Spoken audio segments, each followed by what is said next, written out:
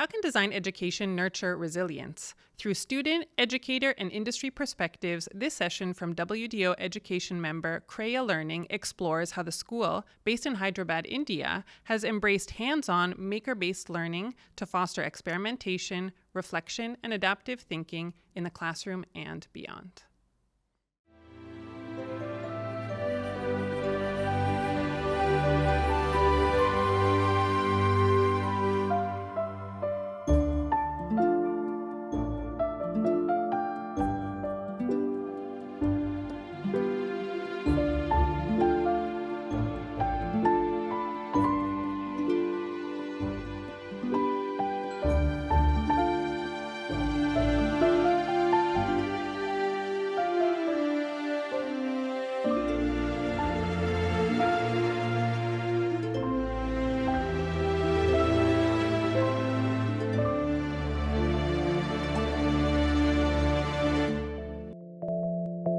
It would be a cliche for me to say that never in the moment of humanity is the need for resilience more pronounced than now, but then most truths are cliches. Hi, this is Venki Datla, co-founder at Creya Learning, a WDO member, and we work with young adults in schools to help build skills to empathize, design and prototype solutions for an uncertain world.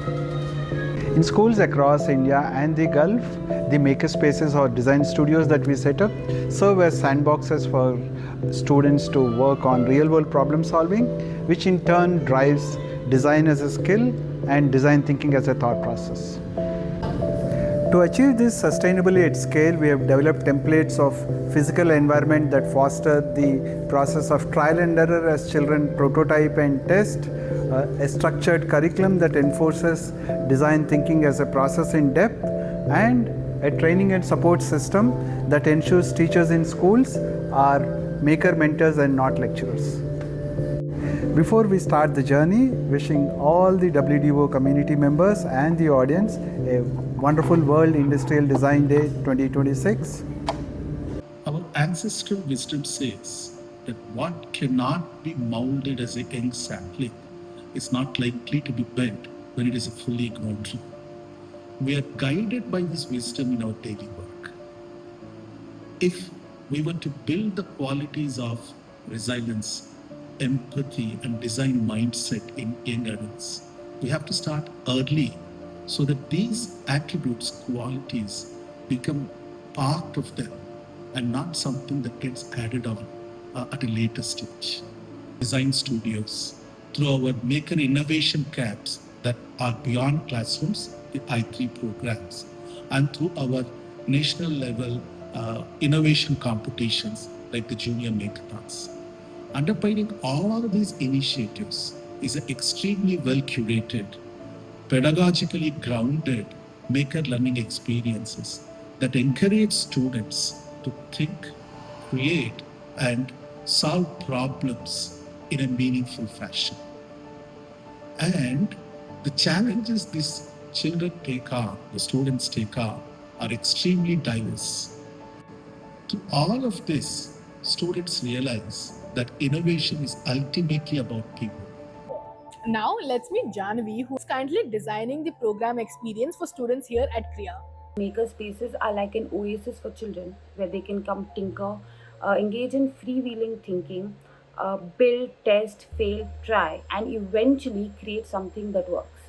Well, mostly. Leaving everything to freewheeling means that the learning outcomes are left to chance, which is unacceptable in schools. Hence, we have developed a system where all these learning outcomes are intentional. Students go through boot camps that provide introductory level skills in tech tools and maker machines. Then they work hands-on on a couple of projects with one specified problem, outputs that provide familiarity with goal orientation and making. After that, students are now capable of designing and prototyping real-world solutions. This is where we introduce our open-ended challenge statements that reflect different real-world problems according to their own understanding. The journals that require reflection and documentation of the immersion and ideation phase make sure that students are empathetic to the users and the community that they want to impact. The design sketch is also a prerequisite before students are given parts for prototyping.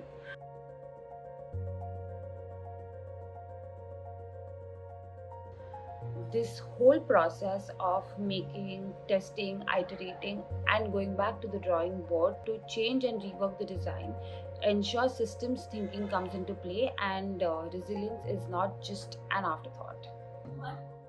I think it's finally time we hear from the stars of our show, the students, and how they are designing for a resilient future.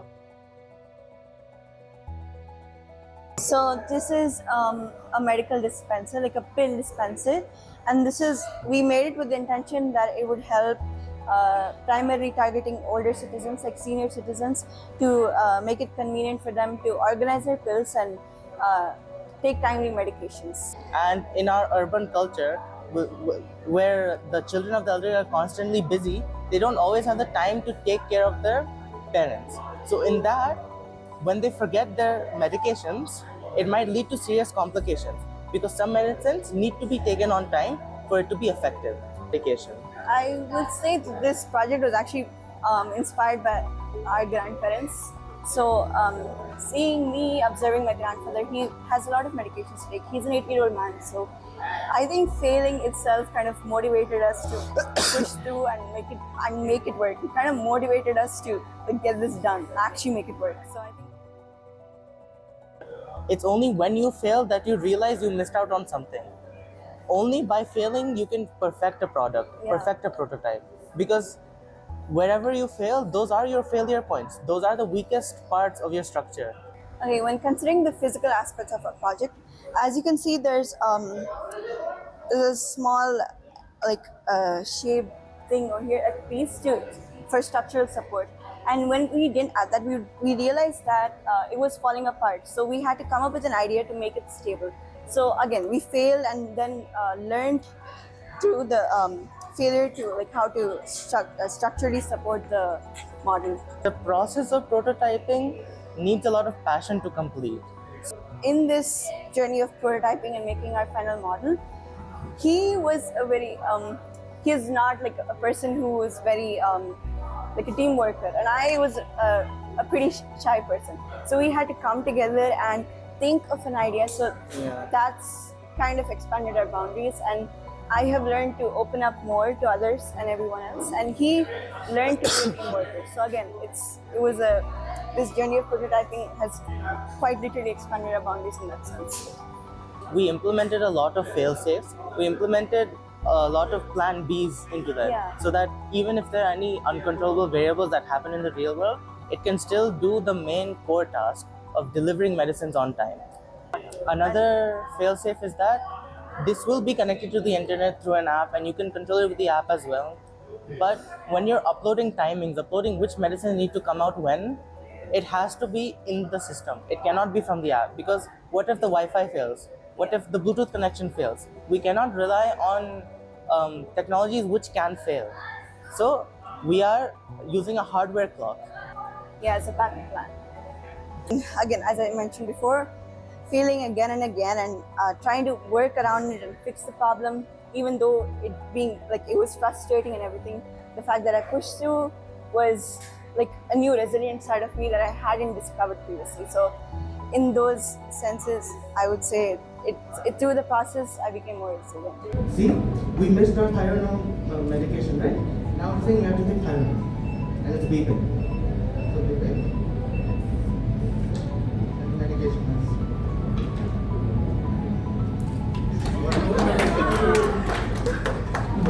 Works, which is India's largest prototyping center and one of the world's best manufacturing incubators, started by the government of Telangana. Here we work with partners like Creya, and we are very happy to see the way Creya inculcates resilience in design by ensuring that designers can work with different environments. And this we see in a very interesting way, because Creya works with young people, as you can see around me. And these are the young people who are going to become tomorrow's designers who can work with different environments and different conditions. Summer programs are great opportunity to help children see that the real world problems are not always distant or abstract. For example, they do exist in everyday common spaces like kitchen, which they see every day but they don't see. In our camp with the culinary launch, where the children first experience cooking various cuisines, get to know about hygiene, safety, and they observe how ingredients, heat, timing, hygiene and safety all come together in kitchens at home or restaurants. So once they understand kitchen as a system, we help them by asking design questions. How can they make cooking more safer? How can they make tools much easier to use? And how can they make sure the cakes does not burn out while achieving right fluffiness? So the activity moves from cooking to design and prototyping. Students are not just learning a recipe, they are identifying risks, understanding constraints, observing users, and they are coming up with innovative solutions.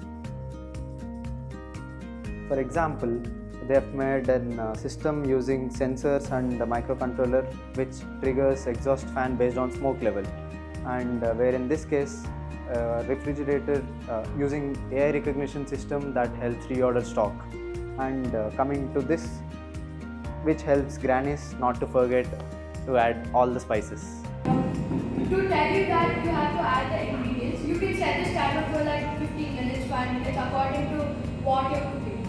So it automatically tells you that you still have to add ingredients. So guys, when I was cooking, baking, I was making batter. The batter stuck to my hand.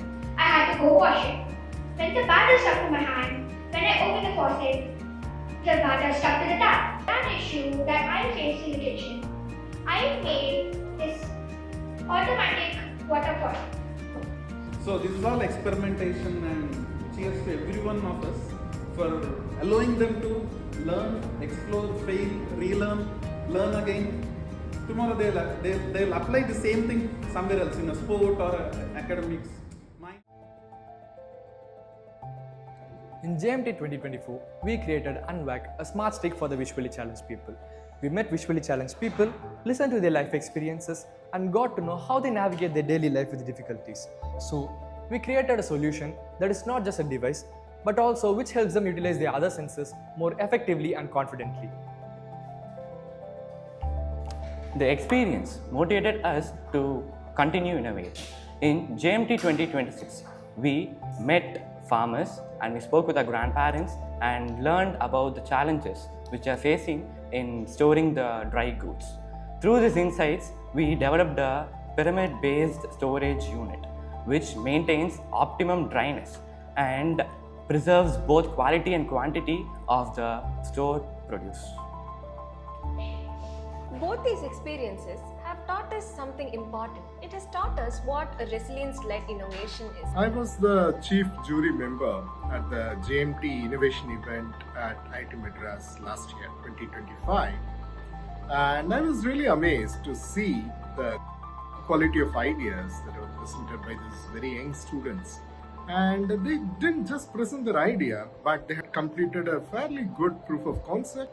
And then naturally I was curious as to see how these young students could really take their ideas that far in a very short time.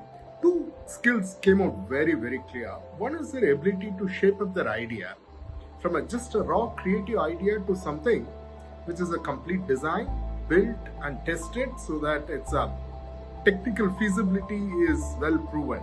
Because that makes life easy for us innovators. If we have a strong POC in place, then we are going to get a lot of support from the organization for the idea. Second thing that came out very clearly was the resilience. Here, because we all know that we start with 10 good ideas, maybe 1 or 2 ideas really become impactful innovations. The ability to hold on to the idea, go through multiple iterations and let go certain ideas if they don't really work, and then hold on to the most promising ideas and make sure that they finally work. That resilience is a very important skill that all of us need to have as innovators. This is resilience in action and gives us hope that of all the uncertainties the world can present to us, these kids are gearing up to face it head on. But for this to happen, The key is a good mentor who can also act as a great maker. Wonder how teachers are transforming into makers? Let's talk to some Creya coaches who train these teachers to run these programs. We work with teachers at our partner schools in the belief that before teachers help the students become makers, they become the makers themselves. They go through the process of researching their problem, ideating possibilities, building, testing, prototyping, improving and presenting just like the student would. Along the way, teachers shift from being the person with all answers to becoming the mentor with questions, reflections and redesign. They learn how to stand with the student, not above them.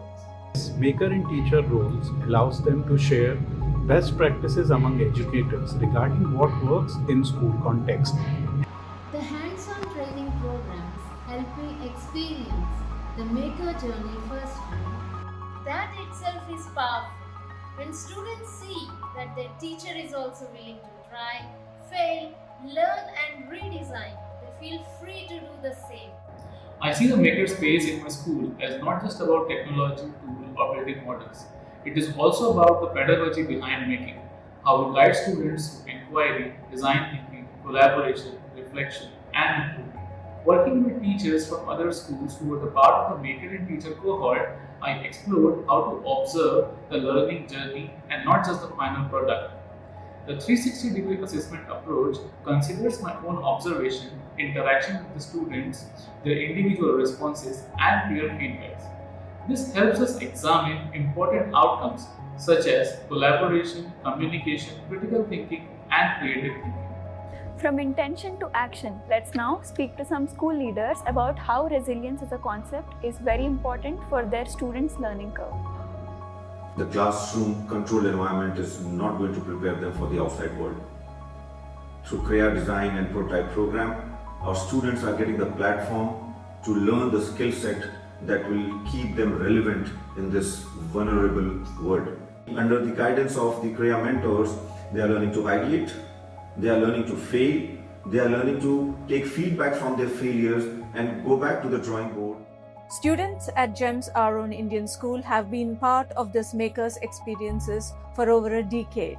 And this has become an important way for my students to learn, to imagine a future that is not fixed or fearful, but designable. A future where they can repair, rethink, and rebuild with care. In the Creya Makers experiences, they learn to think about people, resources, consequences, design solutions that are practical, responsible, and resilient to make a better world for themselves and for their future. The entire process of building using technology, including moments when they make prototypes, the prototypes fail, and the teams then return to the drawing table, is all an important tool to build resilience in their lives, and more specifically in what they design and build. As a school, we firmly believe that children need to be provided learning opportunities that extend beyond academics, where they are able to explore the interdisciplinary learning through a variety of hands-on activities, projects, including their participation in STEM laboratories.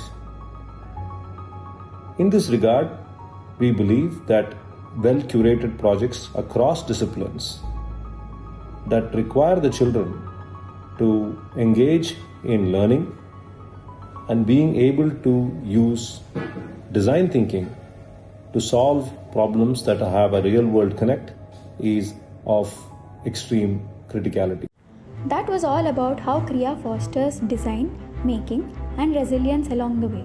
But how exactly are we celebrating the World Industrial Design Day?